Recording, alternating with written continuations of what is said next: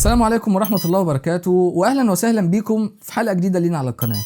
مش عارف اقول لكم ايه يا شباب والله، بس دايما سلسلة حلقات دردشة مش تقنية دايما بتيجي في ظروف بتبقى فيها حاجة يعني الواحد بيطلع يتكلم فيها مش حاجة للأسف كويسة. والحاجة المرة دي اللي أنا حبيت أطلع أتكلم معاكم فيها وهي بسبب الصراحة تعويم والزيادة المبالغة للأسعار اللي موجودة في الوقت الحالي. وحبيت إن أنا أشارككم بعض النصايح اللي أنا عن نفسي يعني بمشي عليها، واللي جايز حد من المتابعين اللي بيتفرجوا على الفيديو دوت يستفاد مثلا بنصيحة ولا اتنين. وأتمنى إن لو حد استفاد بحاجة من النصايح دي إن هو يتذكرنا بالدعاء.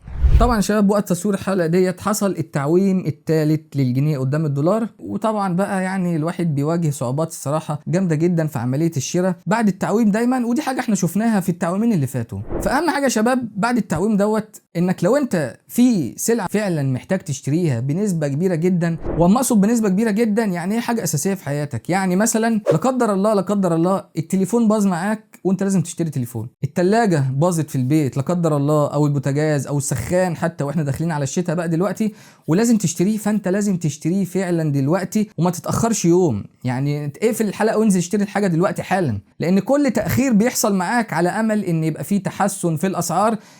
الامل ده يا جماعه امل زائف، امل واهم، امل ما بيجيش الصراحه ومش هيحصل اصلا. اما بقى لو انت كنت بتفكر انك تشتري حاجه ولكن هي مش حاجه اساسيه في حياتك، وانا هديك مثل يعني خاص بيا انا شخصيا. انا كنت بقالي فتره بتابع سعر الماوس اللوجيتيك الام اكس 3، وبتابع سعر ميكروفون الهايبر اكس كواد كاست اس، لان انا كنت بفكر ان انا اجيبهم اعمل عنهم ريفيوهات. ولكن طبعا في الفتره ديت بقى مع بقى الارتفاع الجنوني المتوقع في الاسعار، او حتى لو الاسعار ما ارتفعتش صعب جدا ان انا اجيبهم في الوقت الحالي، لان هم اصلا سعرهم غالي مش سعرهم رخيص، واكيد انا هيبقى عندي اولويات اكتر من كده محتاج اصرف فلوسي فيها. فلازم تفرق في عمليه الشراء اللي بسرعه ما بين الحاجه اللي انت محتاجها بشكل ضروري وما بين الحاجه اللي انت جايبها رفاهيه ومش هتحتاجها بشكل ضروري.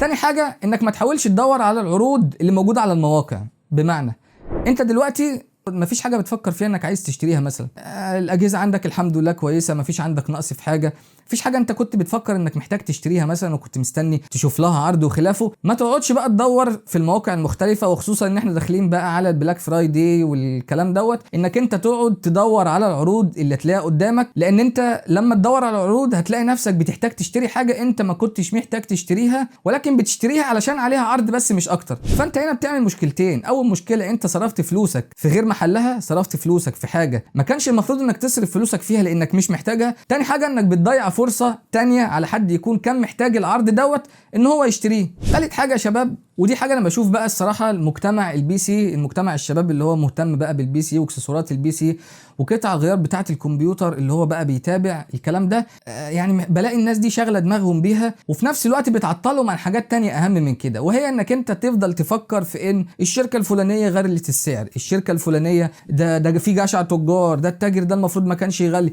ده الدولار النسبه بتاعه الزياده 14%، وتلاقي المحلات مزوده 50%. ما تشغلش دماغك بالكلام ده يا صديقي، وركز دايما في انك انت بتدور على عرض معين وبتدور على سعر معين، ودور بقلب وهتلاقي ان شاء الله العرض دوت وتعرف تشتريه، لان انت بتحرق تفكيرك وبتحرق بتحرق اعصابك على الفاضي، لان الموضوع هو اكبر من كده. الموضوع هو مش ال 15% للامانه. يعني انا برضو عايز اقول لكم، انا ولا انا تاجر ولا انا عندي محل ولا انا عندي اونلاين ستور مثلا ببيع عليه وخلافه، فانا يعني مضرور زيك بزياده الاسعار دي، ولكن انت بتوجه تفكيرك في الناحيه الغلط، لان انت دايما بتفكر ان الدولار مثلا زاد 4 جنيه فانا المفروض الاقي الزياده دي بس هي اللي في على اي حاجه بشتريها، ولكن انت تنسيت ان الزياده دي اثرت على ايجار المحل اللي التاجر قاعد فيه، واثرت على الجمرك التاجر استورد بيه، وبتاثر على سعره حتى في السوق السوداء لو هو مضطر يجيب من السوق السوداء سعره زاد عن كده كمان في السوق السوداء، وبتاثر على النقل بتاع البضائع، ومش بعيد تاثر على كمان البنزين في الفتره الجايه.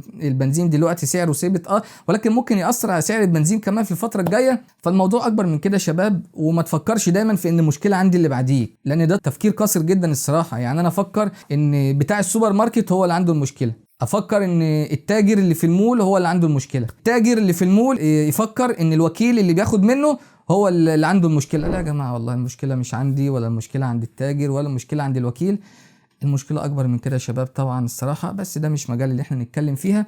فما تحرقش تفكيرك وما تحرقش اعصابك في الحاجات ديت وتخش صراعات ولا انت هتكسب منها ولا التاجر اللي انت داخل معاه هيكسب منها. خلي تفكيرك دايما وذهنك منصب على الحاجه اللي انت بتدور عليها وعلى العرض اللي انت بتدور عليه، واكيد انت هتلاقي حاجه تناسب وضعك دلوقتي وتناسب ظروفك الماليه تقدر تشتريها وتلبي احتياجاتك. اخر حاجه يا شباب هي بلاش انك انت يبقى عندك بقى ايه نوبه هلع للشراء. يعني انت لقيت الاسعار اتغيرت فتبقى مش عارف تشتري ايه ولا ايه ولا ايه ولا ايه، حتى لو انت معاك فلوس وبتشتري حتى لمجرد رفاهيه. عايز اشتري تلفزيون بقى رفاهيه، مستني العروض، اشتري تلفزيون سامسونج ولا اشتري لابتوب عليه يكون عرض، ولا اشتري الايفون الجديد قبل ما سعره يغلى. الحاجات كلها هتغلى ولكن انت حتى لو معاك فلوس يعني ربنا يبارك لك طبعا فيها، خلي بالك ما يجيلكش نوبة هلع للشراء، لان انت ممكن تشتري حاجات كتيرة وما تستفادش منها في الاخر، ويبقى عندك بنود تاني كانت اولى بالمصاريف دي. عندك بنود تاني، وكلنا شباب طبعا، او سواء انت كنت عازب او انت متجوز عندك اولاد ربنا يخليهم لك ويبارك لك فيهم، عندك التزامات كتير. عندك التزامات لو انت قاعد في شقة ايجار بتدفع ايجار، الايجار ده اكيد هيزيد عليك. الخدمات اللي في البيت سواء غاز سواء كهرباء سواء ميه، اكيد الخدمات دي هتزيد في فترة، حتى لو ما زادتش دلوقتي هتزيد قريب. مواصلاتك وانت رايح الشغل هتزيد، مصاريفك في البيت الاكل والشرب هيزيد، لو لا قدر الله احتجت علاج او كشف اكيد الحاجات دي كلها هتزيد يا شباب. فما يبقاش عندك بقى هلع للشراء وتتناسى ان في التزامات تانية موجودة عندك هتزيد في الفترة الجاية، واكيد صرف فلوسك فيها هيبقى اكثر اهمية. بس كده يا شباب، دي بعض النصايح يعني اللي انا شخصيا بمشي عليها وحبيت ان انا اشاركها معاكم، واتمنى طبعا زي ما قلت لكم في اول الفيديو ان اي حد يستفاد ولو من نصيحة حتى واحدة في الفيديو دوت. اتمنى ان هو يتذكرني بالدعاء، واتمنى طبعا انكم تدعموني بلايك وشير للفيديو علشان يوصل لاكبر عدد من المشاهدين، وعلشان ناس تانية كمان تستفاد منه. وتتابعونا على مواقع التواصل الاجتماعي الفيسبوك بيج والانستجرام بيج، وتشتركوا في قناتنا على التليجرام اللي بننزل عليها العروض والكومنات المختلفة اول باول. ولكن يا صديقي ما تنساش ان انا قلت لك ما تشتريش اي حاجة الا لو انت محتاجها. كان معاكم خالد سامي، اشوفكم على خير في فيديوهات قادمة لينا ان شاء الله. سلام.